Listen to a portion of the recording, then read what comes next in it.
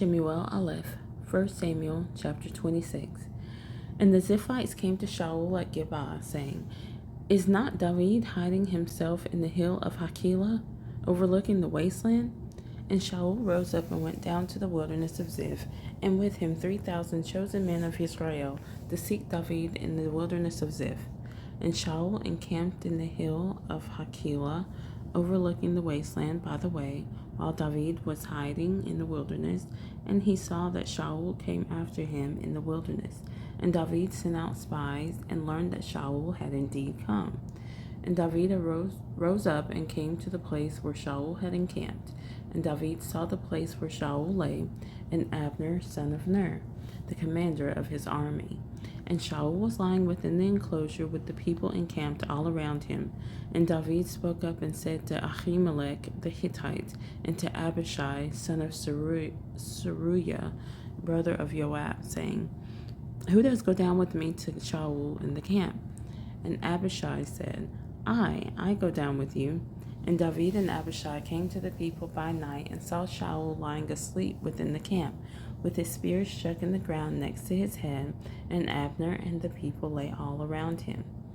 And Abishai said to David, Elohim has surrendered your enemy into your hand this day, and now, please, let me strike him at once with the spear, right into the earth, and not a second time. But David said to Abishai, Do not destroy him, for who shall stretch out his hand against the anointed of Yah and be guiltless?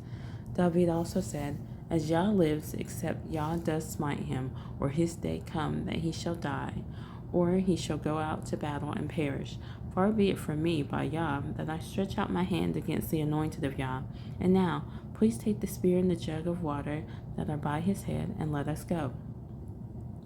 So David took the spear and the jug of water by Shaul's head, and they went away. And no man saw it, or knew it, or awoke, for they were all asleep, because a deep sleep from Yah had fallen on them. And David passed over to the other side, and stood on the top of a hill far away, a great distance being between them. And David called out to the people and to Abner son of Ner, saying, Do you not answer, Abner? And Abner answered and said, Who are you calling out to the sovereign? And David said to Abner, Are you not a man? And who is like you in Israel? Why then have you not guarded your master the sovereign? For one of the people came in to destroy your master the sovereign. What you have done is not good. As Yah lives, you are worthy to die, because you have not guarded your master, the anointed of Yah. And now, see where the sovereign's spear is, and the jug of water that was by his head. And Shaul recognized David's voice and said, Is that your voice, my son David? And David said, It is my voice, my master, O sovereign. And he said, Why is this that my master is pursuing his servant? For what have I done, or what evil is in my hand? And now, please let my master the sovereign hear the words of his servant.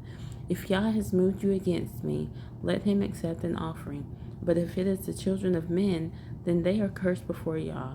For they have driven me out today, that I should not join myself to the inheritance of Yah, saying, Go, serve other mighty ones. And now, do not let my blood fall to the earth before the face of Yah. For the sovereign of Israel has come out to seek a flea, as when one hunts a partridge in the mountains. And Shaul said, I have sinned. Come back, my son David, for no more am I going to do evil to you, because my life was precious in your eyes today. See, I have acted foolishly and have greatly strayed. And David answered and said, See the sovereign's spear, and let one of the young men come over and get it. And let Yah reward every man for his righteousness and his trustworthiness. For this day Yah gave you into my hand, but I would not stretch out my hand against the anointed of Yah. And see, as your life has been valued in my eyes today, so let my life be valued in the eyes of Yah, and let him deliver me out of all distress. And Shaul said to David, Blessed are you, my son David, achieving much and indeed prevailing. Then David went on his way, and Shaul returned to his place.